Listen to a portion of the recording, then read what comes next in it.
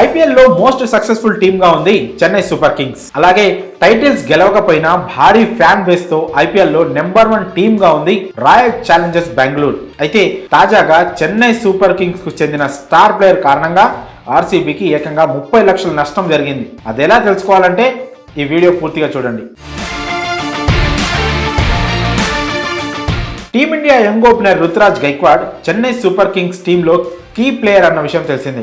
Opener గా సిఎస్కేలో గైక్వాడ్ ఎంతో అద్భుతంగా రాణిస్తున్నాడు. ప్రస్తుతం టీమిండియాలో తన చోటును సుస్థిరం చేసుకునే పనిలో ఉన్నాడు గైక్వాడ్. ఇటీవల ఆస్ట్రేలియా సౌత్ ఆఫ్రికాతో జరిగిన T20 సిరీస్లో అద్భుతంగా రాణించాడు. కానీ దురదృష్టవశాత్తు సౌత్ ఆఫ్రికాతో జరిగిన వన్డే సిరీస్ సందర్భంగా రుతురాజ్ గాయపడ్డాడు.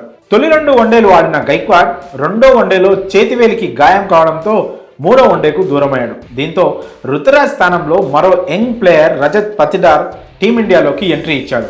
రుతురాజ్ గాయం పటిదార్కు కలిసొచ్చింది. గైక్వాడ్ లేకపోవడంతో అతని స్థానంలో ఓపెనర్గా అంతర్జాతీయ క్రికెట్లోకి పటిదార్ అరంగేట్రం చేశాడు. టీమిండియా జెర్సీ ధరించాలన్న అతని కలను నెరవేర్చుకున్నాడు. అయితే పటిదార్ సైతం ఐపీఎల్లో రాణించి వెలుగులోకి వచ్చిన విషయం తెలిసింది. ఐపీఎల్తో పాటు దేశవాళీ క్రికెట్లో రాణిస్తుండడంతో అతనికి టీమిండియాలో స్థానం దక్కింది. అయితే ఇక్కడే ఆర్సీబీకి 30 లక్షలు నష్టం తెచ్చిపెట్టే పని జరిగింది. పటిదార్ ఆర్సీబీకి ఆడుతున్న విషయం తెలిసింది. అతని బేస్ ప్రైస్ 20 లక్షలకే దక్కించుకున్న ఆర్సీబీ పటిదార్ సేవలను పొందుతుంది. కానీ ఇప్పుడు పటిదార్ టీమిండియా తరపున అరంగేట్రం చేయడంతో అతని బేస్ ప్రైస్ 50 లక్షలకు పెరిగింది.